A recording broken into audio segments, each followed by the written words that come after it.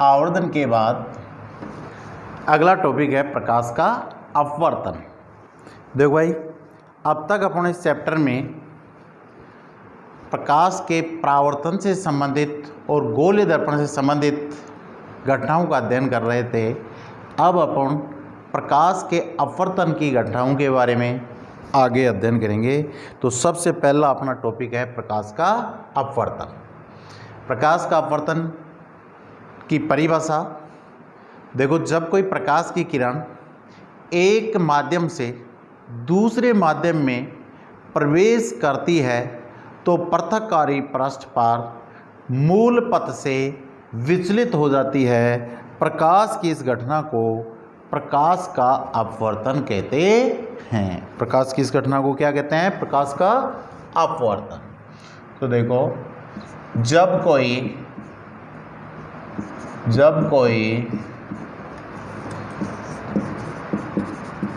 प्रकाश की किरण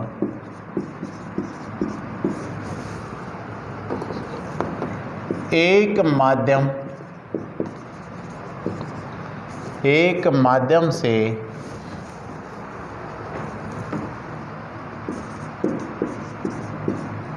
दूसरे माध्यम में प्रवेश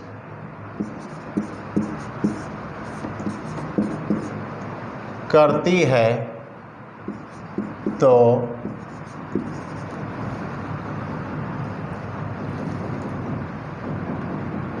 पृथक्कारी पृष्ठ पर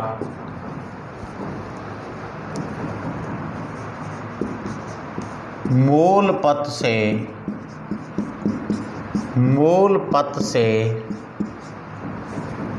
विचलित हो जाती है। प्रकाश की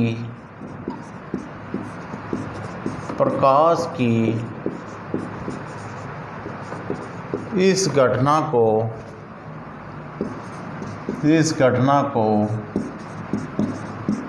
प्रकाश का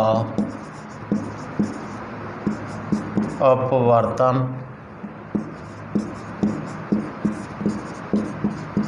कहते हैं। देखो,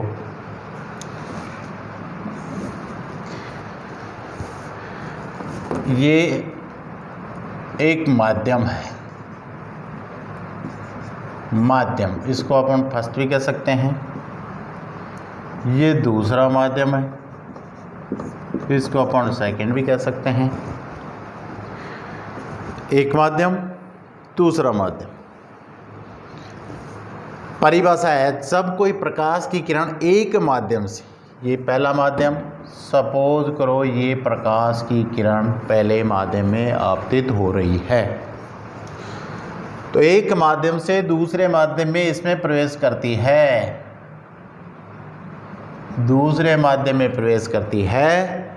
तो पृथक्कारी पृष्ठ, ये जो भाई मैंने एक लाइन खींची है, ये दोनों माध्यमों को क्या कर रही है? पृथक कर रही है। तो पृथक्कारी पृष्ठ पर मूल पथ से, ये इसका मूल पथ था, तो मूल पथ से विचलित हो जाती है। प्रकाश की इस घटना को प्रकाश का अपवर्तन कहते हैं। ये इसका क्या हो गया? अभिलंब, एम डैश कह दो या एन डैश कह दो। अब देखो, इस किरण को अपन नाम दे सकते हैं भाई, क्या देंगे? आपतित किरण। इस किरण को क्या नाम देंगे? आपतित किरण। ठीक है, इस किरण को अपन नाम दे सकते हैं अपवर्तित किरण। अपवर्तित किरण। ठीक है, देखो, आपतित किरण और अभिलंब के मध्य बनने वाले कोण को अपन क्या कहते हैं? आपतन कोण, जिसे अपन कोण आई से लिख सकते हैं। और इसे क्या कहेंगे? आपतन कोण। क्या कहेंगे भाई इसे? आपतन कोण। अभिलंब व अपवर्तित किरण के मध्य बनने वाले कोण को क्या कहते हैं? अपवर्तन कोण। और इसको अपन प्रदर्शित करते हैं कोण R से। तो ये हो गया अपवर्तन कोण। कौन सा हो गया भाई? अपवर्तन कोण। तो प्रकाश के अपवर्तन की ऐसे परिभाषा दे दो और एक ऐसे किरण आरेख बना दो। प्रकाश का अपवर्तन क्लियर हो गया भाई। अब अगला टॉपिक होता है अपना अपवर्तन का कारण। भाई अपवर्तन के बारे में अपन को जानकारी हुई, लेकिन फिर अपन ये देखिए कि ये मूल पद से विचलित क्यों हो जाती है, इसका क्या कारण है। तो अगला टॉपिक अपना अपवर्तन का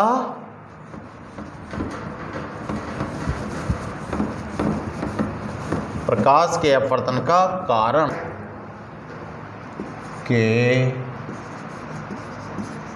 अपवर्तन का। जब कोई प्रकाश की किरण एक पारदर्शी माध्यम से, ये पारदर्शी माध्यम है, ये भी पारदर्शी माध्यम है।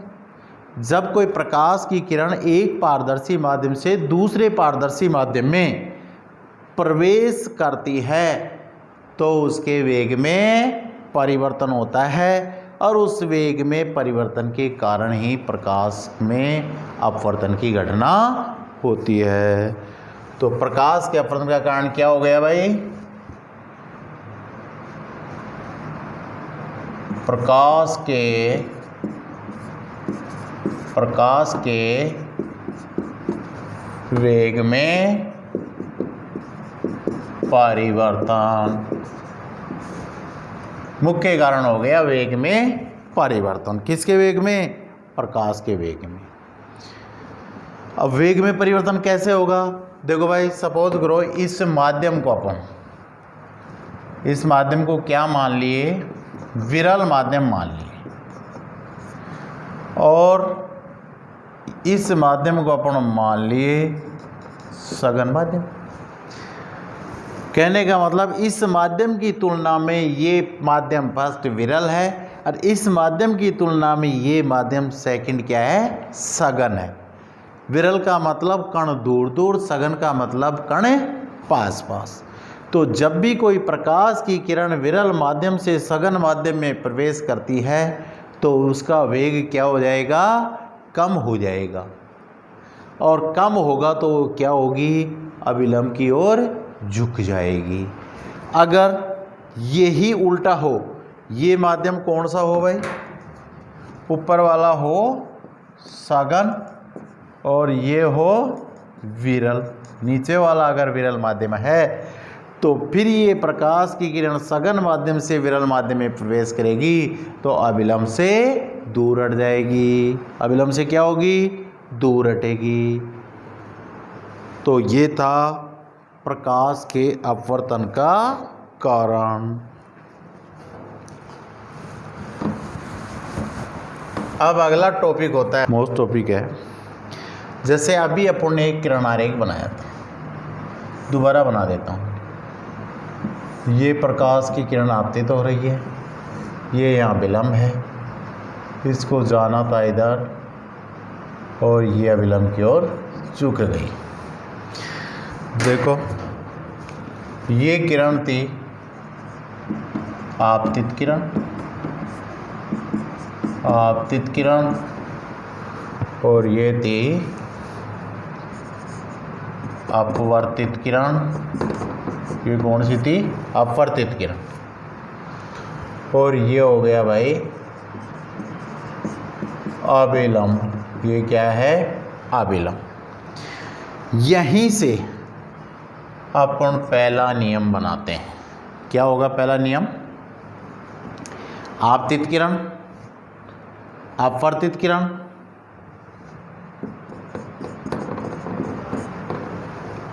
वह अभिलंब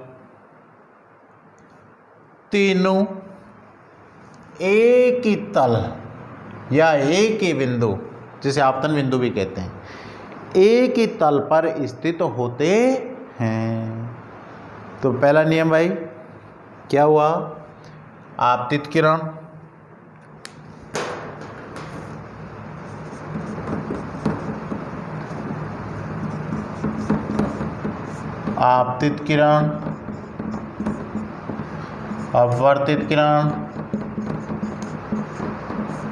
अपवर्तित किरण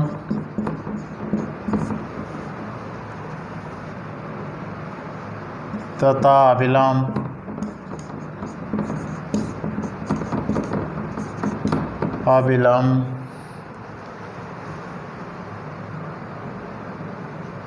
एक ही बिंदु या तल पर स्थित होते हैं,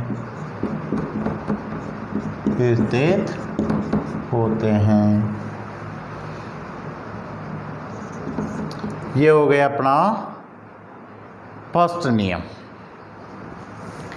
अब देखो दूसरा नियम,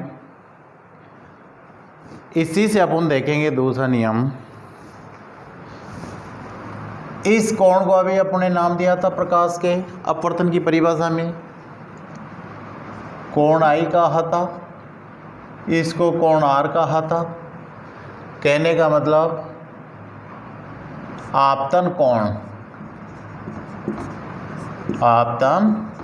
कोण और इसको कहेंगे अपवर्तन कोण। देखो,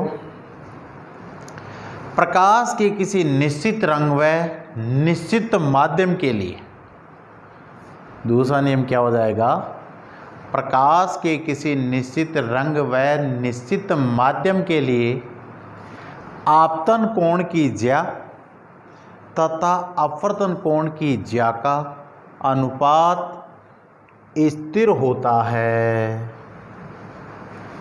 आपतन कोण की ज्या व अपवर्तन कोण की ज्या का मान स्थिर होता है या उनका अनुपात स्थिर होता है। तो दूसरा नियम हो गया, प्रकाश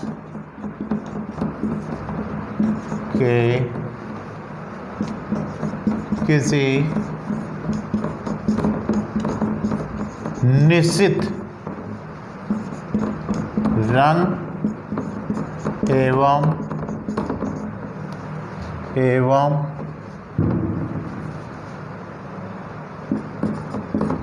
निश्चित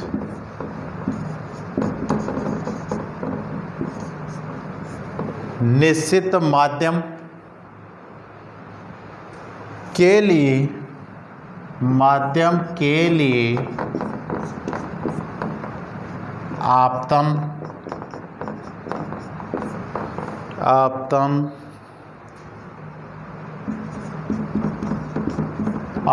कोण की ज्या व अपवर्तन कोण की ज्या का अनुपात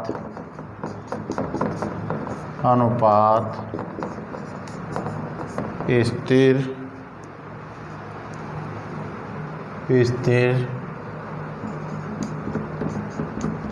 होता है। क्या होता है भाई? स्थिर होता है। जैसे आपतन कोण की ज्या को अपन sine I upon sine R बराबर स्थिरांक, क्या हो गया? Sine I upon sine R बराबर स्थिरांक। इसे स्नेल का नियम भी कहते हैं। तो इसे क्या कहते हैं भाई? स्नेल का नियम क्या लिख दो, इसे स्नेल का नियम भी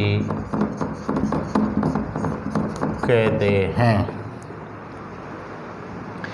ये अपने प्रकाश के अपवर्तन के नियम